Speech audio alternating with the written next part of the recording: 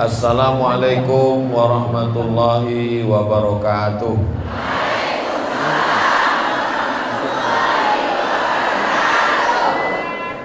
Memang cantik batu manikam. Batu manikam pemberian kawan.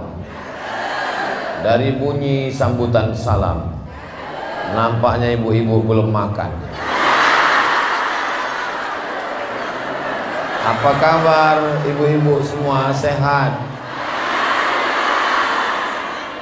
Sallallahu ala Muhammad, sallallahu alaihi wasallam,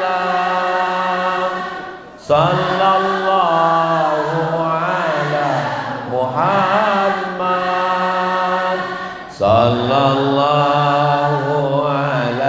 wasallam. Ya Nabi salam alaika, ya Rasul salam alaika, ya Habibi salam alaika, salawatullah alaika. Allahumma salli ala sayyidina Muhammad, Allahumma salli wa sallim wa barik alaihi. Saya mengawali dengan sholawat itu mau menguji kira-kira ibu ini kalau bersolawat suaranya melengking atau tidak. Ternyata suaranya nyaring melengking, menunjukkan mereka terbiasa bersolawat di rumah. Jadi kalau ibu-ibunya bersolawat, anak-anaknya itu pun insya Allah soleh. Iya, sholat itu tanda soleh.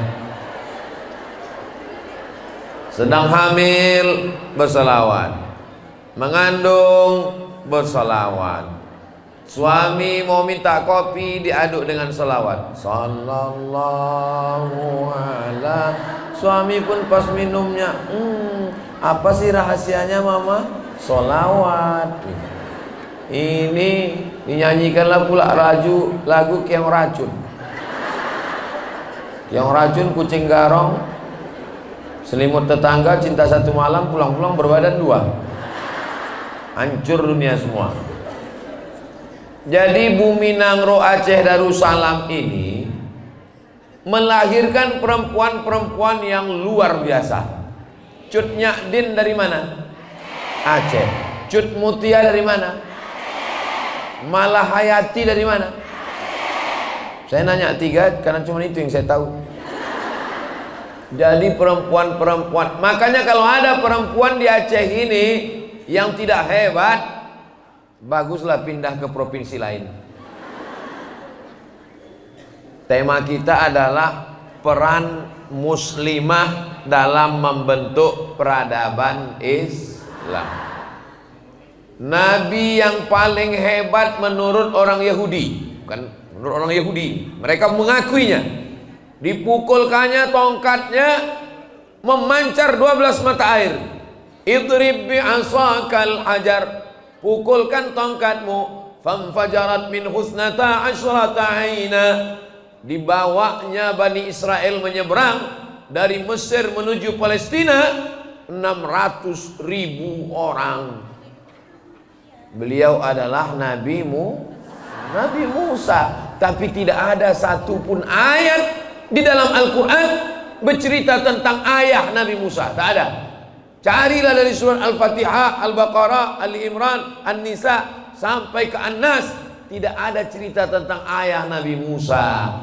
Yang ada bercerita tentang wa auhayna ila ummi Musa, kami kirimkan ilham kepada ibu Nabi Musa, an ardi'i, susukan anakmu, fa in khifti alaihi, kalau kau takut anakmu dibunuh Fir'aun, fa alqihi fil yammi, hanyutkan dia ke sungai Nil. Wala takhafi, jangan takut, wala tahzani, jangan sedih, inna radduhu ilaiki, kami akan mengembalikannya kepadamu nanti, wa ja'iluhu minal mursalin, kami akan menjadikannya salah satu dari rasul kami. Jadi ceritanya tentang ibu Nabi Musa, namanya Yuhanif, pakai sa, Yuhanis nama ibu Nabi Musa. Dihanyutkannya lah anaknya itu ke sungai. Ibu tahu sendirilah sungai Nil. Nanti kalau mau tahu detail bagaimana cerita tentang sungai Nil, tanya sama alumni sungai Nil. Ini alumni sungai Nil, Tengku Padil Rahmi. Ini alumni sungai Nil, Tengku Nazarudin. Ini alumni sungai Nil, Tengku Muhammad Fadilah. Ini alumni sungai Nil, Tengku Riza. Ustaz Somad alumni sungai Siak. Dihanyutkanlah anak ke sungai Nil. Saya tak bisa membayangkan, nggak bisa saya membayangkan, saya masukkan anak saya Mizyan Hazik Abdillah, Sami Ahmad Misbahi Ibadillah, masukkan ke dalam kotak, hanyutkan ke sungai. Nggak bisa saya membayangkan. Kenapa? Karena saya tak pernah mengandung mereka. Mengandung 9 bulan 10 hari. Di Aceh ngandung masih 9 bulan 10 hari. Alhamdulillah. Inilah ibu nih, kita bertanya serius dia ketawa pula. Dikandung 9 bulan 10 hari, disusukan 2 tahun, tiba-tiba Allah mengatakan, hanyutkan anakmu ke sungai Nil. Sami'na wa ata'na. Dihanyutkannya anak itu ke sungai. Begitulah hebatnya seorang perempuan. Laki-laki belum tentu bisa punya kekuatan seperti itu. Betul ibu-ibu? Betul kata mereka. Kami ini yang laki-laki ini kaum minoritas ini sekarang, berada di tengah kaum mayoritas. Makanya orang ini kan menunduk, agak-agak grogi ini orang ini semua. Begitu dihanyutkannya ke sungai Nil, ternyata ada yang mengawasi, mengamati kemana kira-kira kotak ini hanyutnya. Yang mengawasi, mengamati itu bukan kamera CCTV. Yang mengawasi juga seorang perempuan. Itulah dia kakak Nabi Musa alaihissalam. Kemana hanyutnya anak dalam kotak ini? Ternyata hanyutnya ke tempat pemandian seorang perempuan yang lama merindukan anak. Perempuan itu bernama Asiyah. Itu enaknya kalau ceramah di Aceh, orangnya nyambung. Asiyah sudah lama ingin punya anak. Ternyata Allah Ta'ala memberikan dia kemuliaan. Kau tidak perlu mengandung Asiyah, kau kasih seorang anak. Bahkan anak itu nanti akan jadi nabi. Anak itu bernama Musa. Kenapa Allah menjaga Asiyah? Karena Allah tidak ingin Asiyah yang solihah punya anak, terus anaknya lahir, ditanya orang, Asiyah, Asiyah, ya, ini anak kau, iya, nama ayahnya siapa? Nggak enak kan? Ternyata Allah jaga rahimnya dari orang jahat. Yang menghanyutkan anak perempuan, yang mengawasi kemana anak itu hanyut perempuan, dan yang menemukannya juga perempuan. Ketika itu mereka sedang mandi di sungai Nil. Dayang-dayang dipanggil. Yang manggil dayang kan. Itu ada kotak hanyut. Coba kau cek dulu. Pas dicek, ditengok ada bayi. Pas dibuka penutupnya, terkejut dayang-dayangnya. Wow, amazing. Ternyata ada sesosok bayi dibawa ke istana Fir'aun. Begitulah cara Allah menyelamatkan. Yang menyelamatkan Nabi Musa itu adalah Allah, tapi melalui 3 orang perempuan, ibu, kakak, dan ibu angkat. Saya punya ibu angkat. Dari tahun 90 sampai 95 saya tinggal di rumahnya di Medan. Apa bedanya ibu kandung dengan ibu angkat? Ibu kandung itu melahirkan saya dari rahimnya.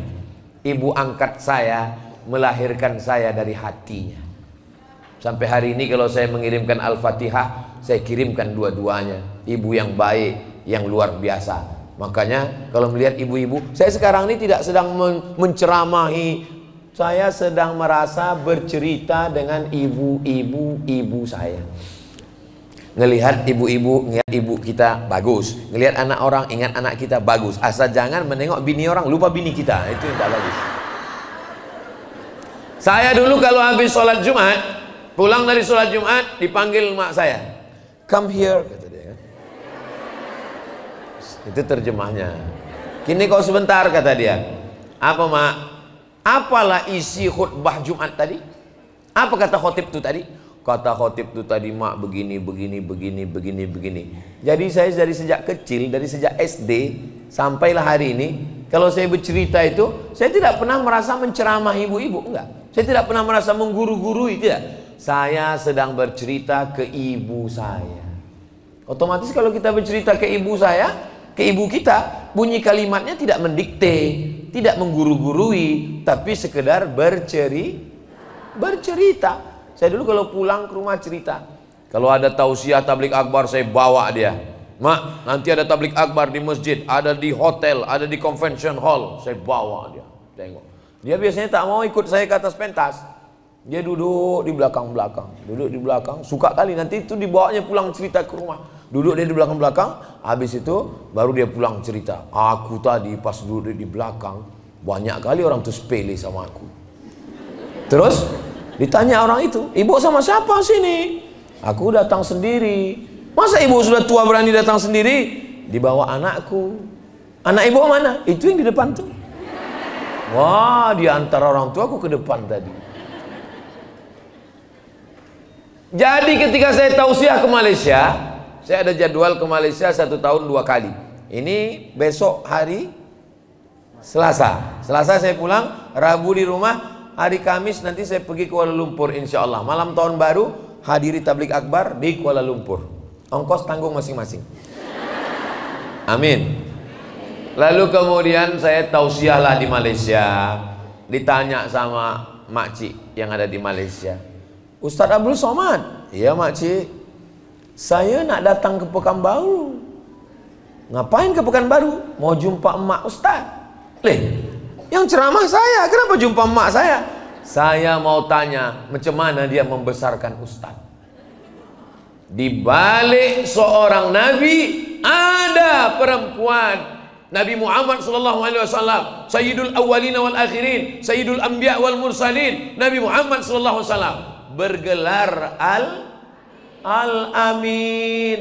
Tapi jangan lupa besti, di balik Al-Amin itu ada perempuan yang bernama Aminah.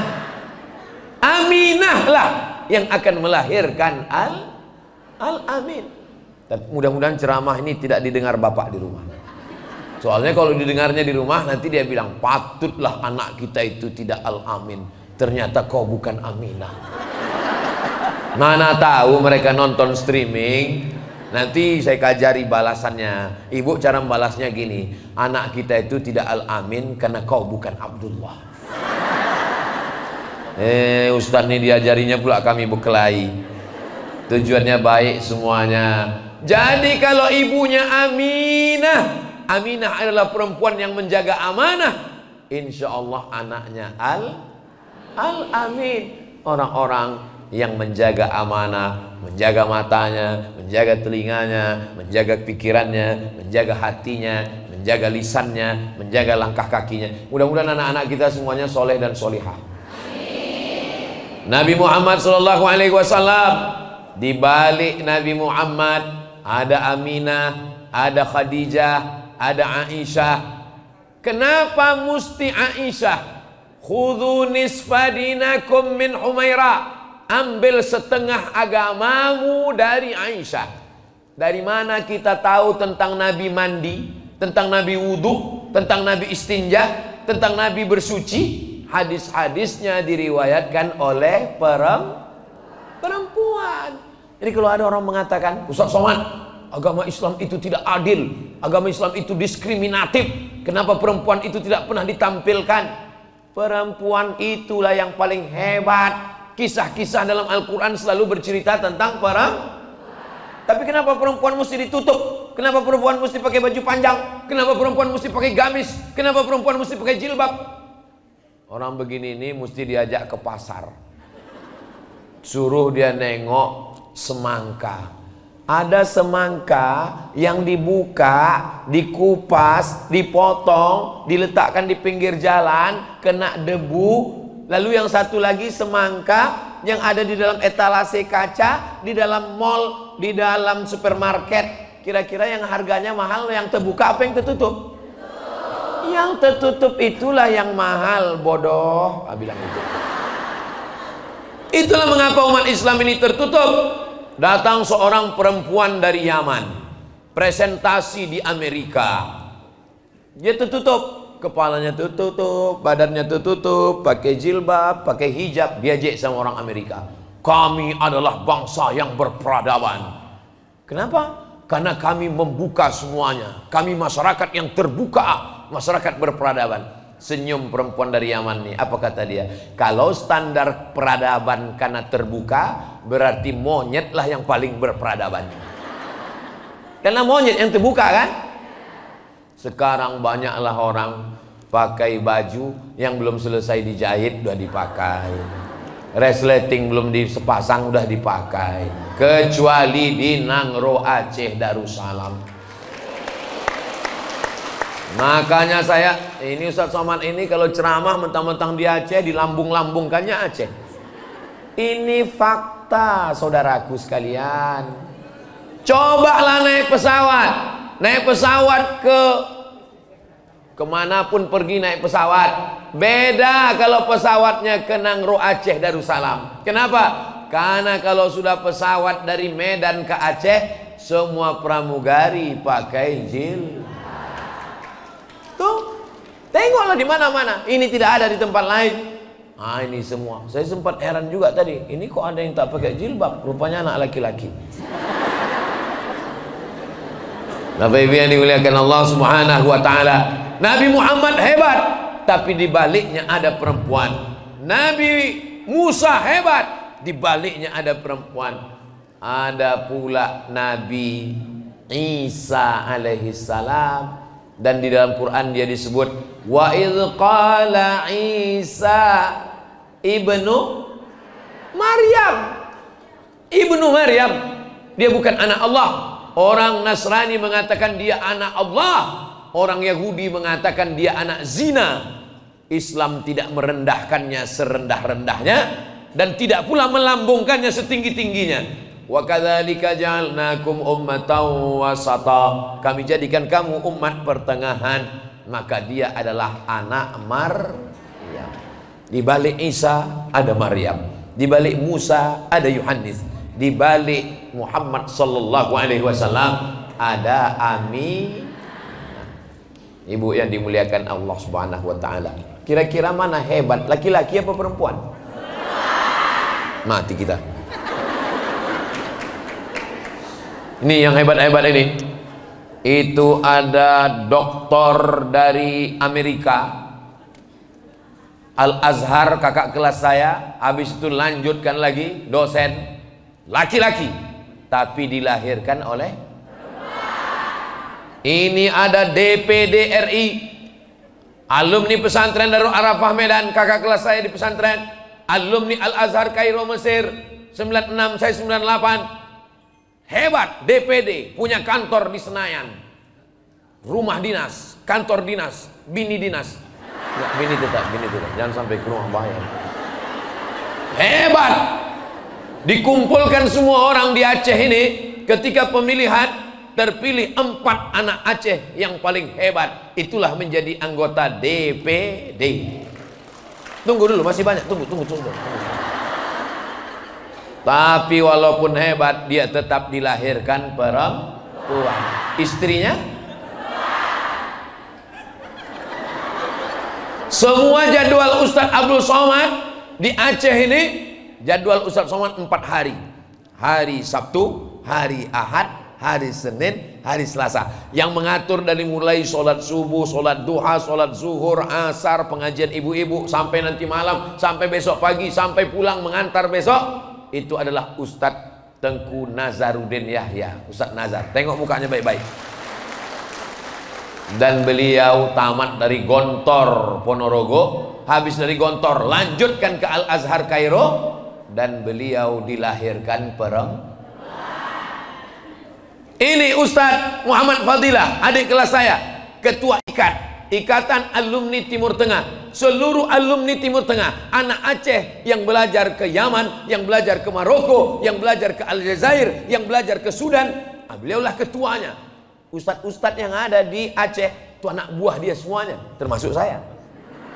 Dan beliau dilahirkan oleh perempuan.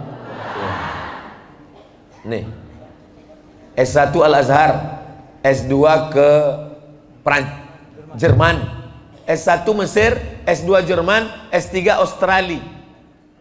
Tetap dilahirkan perempuan. Kira-kira yang laki-laki yang hebat ini ada yang dilahirkan bencong. Man ala salasa banatin, siapa yang merawat, menjaga, memelihara 3 anak perempuan, fa'addabahudna, dididik dengan baik, wa zawwajahunna, nikahkan dengan orang baik-baik, wa ahsana ilaihinna, buat baik sampai mati, falahul jannah, maka surgalah baginya. Hadisnya sahih. Ibu yang punya anak perempuan 3 orang angkat tangan. Oh, udah masuk surga, udah dapat tiket surga semua. Hadis sahih. Man ala salasa banatin, siapa yang punya 3 anak perempuan, fa'addabahunna, dididik dengan baik, wa zawwajahunna, dinikahkan dengan orang baik, wa ahsana ilaihinna, buat baik sampai mati, falahul jannah, maka surgalah baginya. Datang sahabat Nabi, ya Rasulullah, aku cuman punya anak 2. Kata Nabi, yang punya anak 2 perempuan pun juga masuk surga. Yang punya anak 1 pulang dari sini tambah 1 lagi.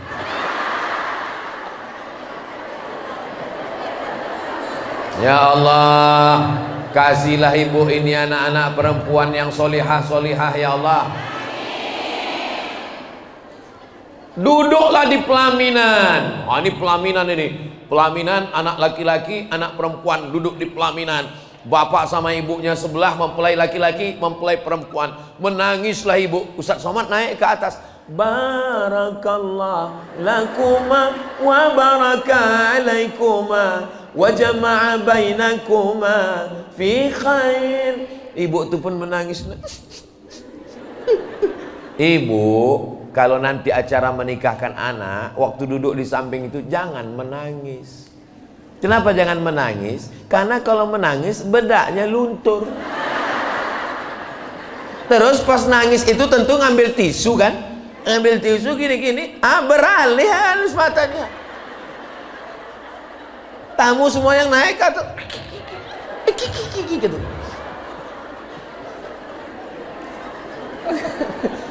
Ibu nangis kenapa? Saya haru Pak Ustadz. Haru kenapa Bu? Haru saya Pak Ustadz, tanggung jawab saya sudah selesai sebagai orang tua Pak Ustadz. Sekarang anak saya sudah menikah, dia sudah punya suami, maka lepaslah tanggung jawab saya Pak Ustadz. Kata siapa? Siapa yang bilang kalau anak itu sudah nikah tanggung jawab jadi lepas?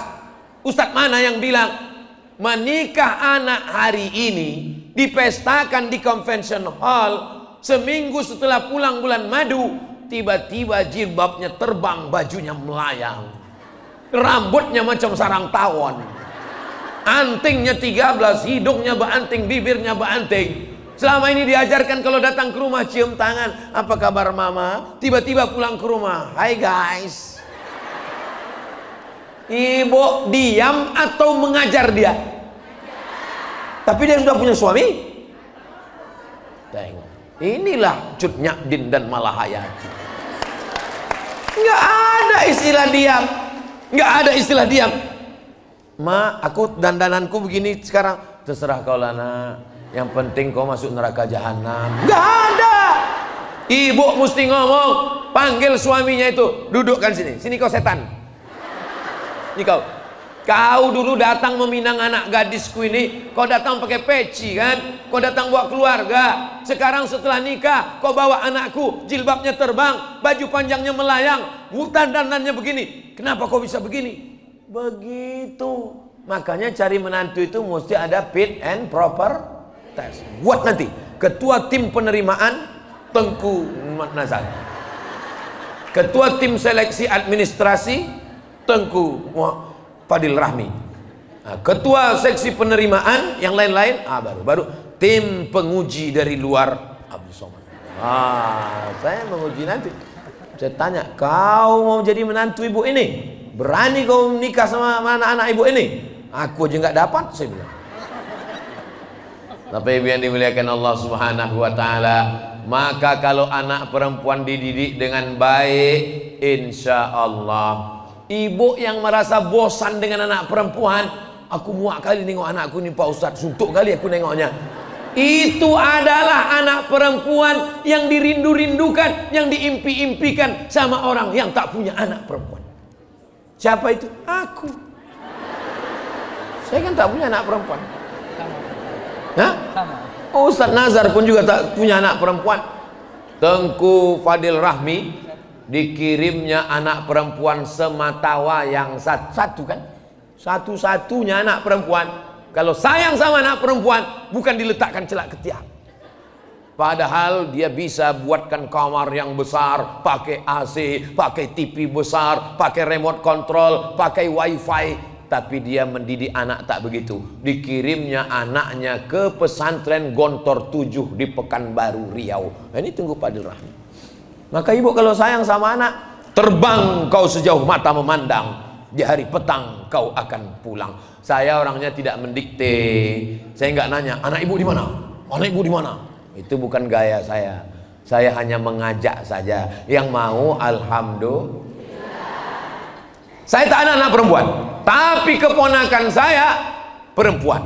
Adik saya laki-laki, anaknya perempuan.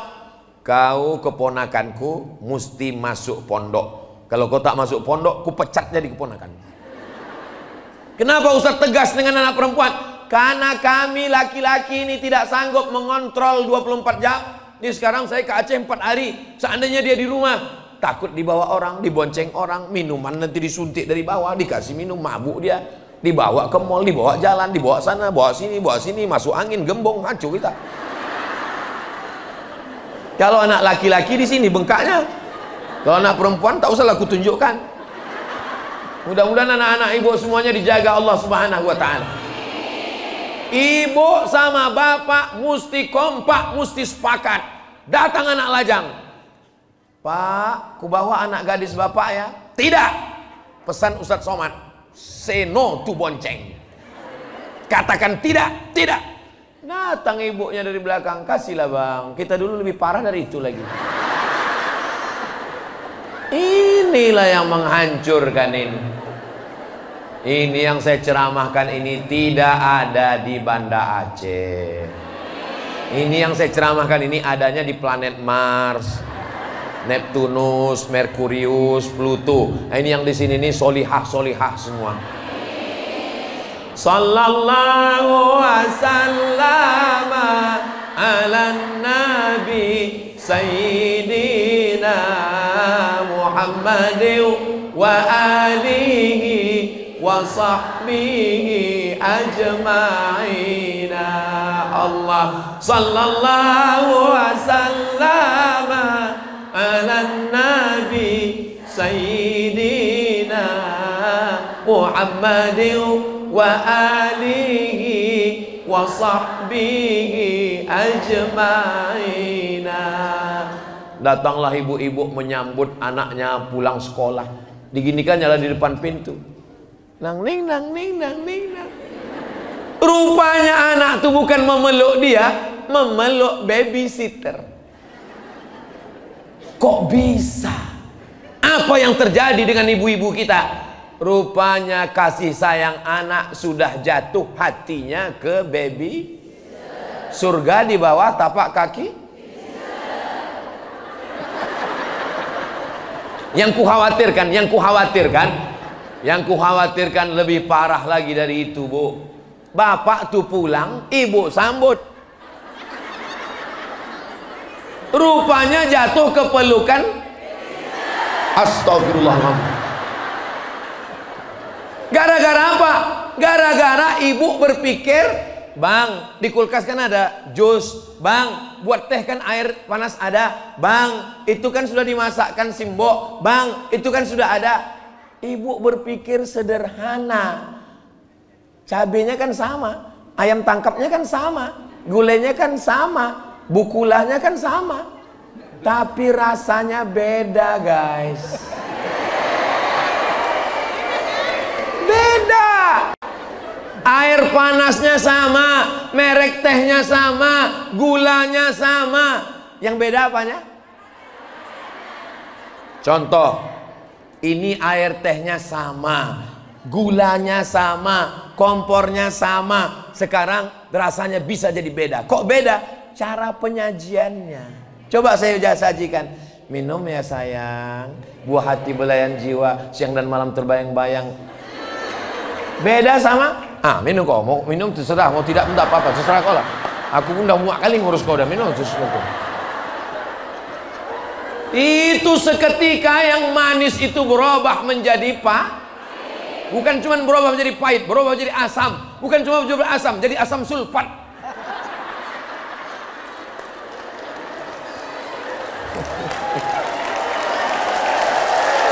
Ini saya ini bercerita sebagai laki-laki, Bu.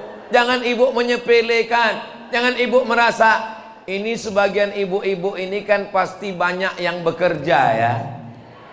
Ibu boleh bekerja, tapi jangan waktu yang habis itu sampai tak tersisa untuk suami dan anak. Ibu berangkat pagi, sempat-sempatkan masak nasi goreng, sempatkan. Walaupun yang masak bukan ibu cuma 2 kali sendok aja.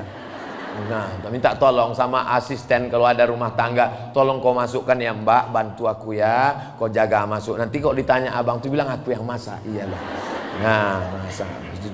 Pas dibilangnya, pas dia memuji ibu, enak kali masakan mama ya, ibu tinggal ngangguk aja. Jangan ibu bilang, masakan mama ya. Enggak, siapa tuh tadi masak?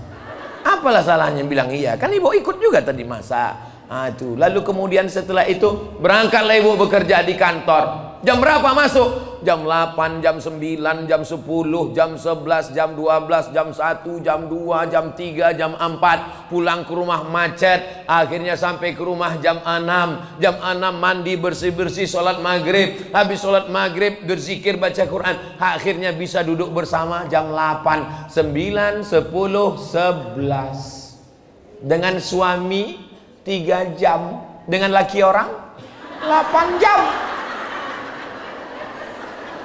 Lebih lama-lama sama laki orang apa sama laki sendiri? Waspadalah. Berawal dari rasa nyaman, akhirnya curhat, makan bersama, tukar-tukaran nomor, cerita tentang pasangan. Kenapa kau ngobrol sama dia? Kenapa kau curhat sama dia? Dia udah macam abangku, dia udah macam papaku, dia sudah macam ayahku. Berawal dari macam, berakhir dengan macam-macam. Saya tak jahat.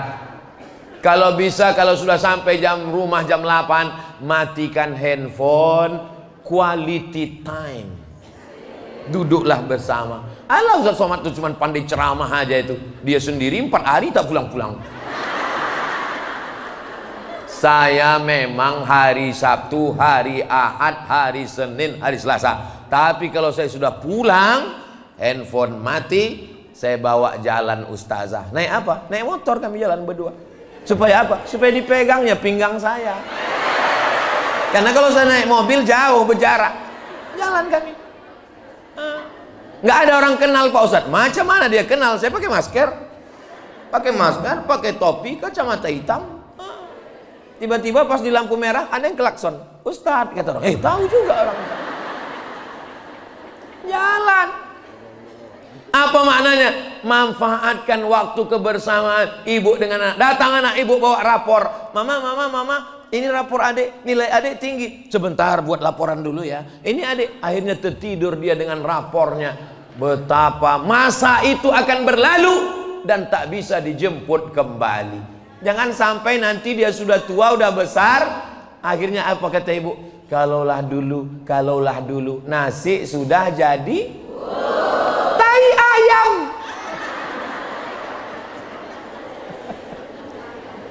Mestinya anak paling dekat dengan bapaknya apa ibunya? Dengan ibu. Dia numpang di kandungan perut siapa? Kenapa perut ibu yang dipilih Allah? Kenapa bukan perut DPD? Padahal kalau cerita besar lagi perut orang nih. Kenapa perut ibu yang dipilih Allah? Karena ibu lah yang paling sabar. Ibu lah yang dipilih Allah untuk menanggung wahnan ala wahnin. Paling sabar. Coba kalau laki-laki disuruh hamil, kutinju kok nanti kata dia. Tapi kalau perempuan apa kata dia? Sayang. Begitulah kasih sayang perempuan. Jadi ibu adalah makhluk pilihan Allah Subhanahu wa ta'ala. Ya Rasulullah, izinkan aku perang. Aku mau masuk surga. Siapa yang mati jihad masuk surga. Alaka min ummin? Mak kau masih hidup? Ya. Ada mak kau di rumah? Ada. Apa kata Nabi SAW? Urus tapak kakinya fathammal jannah. Kau urus, di sana ada surga. Maka keluarlah ungkapan al jannatu tahta aqdamil ummahat. Surga di bawah tapak kaki ibu. Yang punya ibu yang masih ada hidup di rumah, pulang dari sini beli makanan kesukaannya, beli kain kesukaannya, beli pakaian kesukaannya, jenguk dia di rumah nanti malam, peluk badannya, cium tangannya, gosok-gosokkan kaki lututnya. Karena itulah keindahan. Kalian tidak merasakan kehilangan sampai nanti dia diambil Allah Subhanahu wa ta'ala. Kalau ibu sayang sama anak ibu, kalau ibu sayang dengan emak ibu, insya Allah anak-anak ibu pun juga nanti akan berbakti kepada ibu, insya Allah. Dulu kalau saya pulang dari Aceh, saya akan tunjukkan ke emak saya, ini namanya rencong mak, ini namanya kain Aceh mak, ini namanya cincin batu dari Aceh. Sekarang tak lagi bisa diceritakan karena orangnya sudah tidak ada. Maka ibu, buatlah anak itu jangan sampai putus kontak. Ustadz, ini anak saya ini curhatnya sama pacarnya, sama kawannya di kampus. Kok bisa anak itu lebih dekat sama kawannya daripada sama ibu? Berarti ibu dengan dia selama ini ada jarak. Saya sampai hari ini, walaupun mak saya sudah meninggal 5 tahun, 18 Maret 2019, sekarang sudah 2023, Maret nanti 2024, 5 tahun. Tapi kalau saya makan enak, tetap saya ingat yang pertama dia. Saya kasih tahu ke istri saya, aku setiap makan enak yang nampakku muka emakku. Ditanyanya, muka aku ada juga tapi tahu lagi. Sampai hari ini pergilah saya ke perbatasan Riau arah ke Sumatera Barat. Di situ ada ikan panggang yang tidak bertulang. Saya pesan ikan panggang tak bertulang. Pas saya makan, yummy, enak kali. Langsung saya angkat tangan, saya pesan bungkus 1. Setiap makan enak bungkus 1. Maksud saya bungkus 1 itu mau dibawa pulang. Baru saya ingat, oh ya udah meninggal dia rupanya. Ini sekarang banyak ibu-ibu pesan sama anaknya, nanti kalau kau ke pasar tolong belikan mama bakso mie ayam ya. Iya, 3 hari baru dia ingat. Yang lalu tak dapat diulang lagi, tapi yang akan datang kita perbaiki insya Allah. Amin ya Rabbal.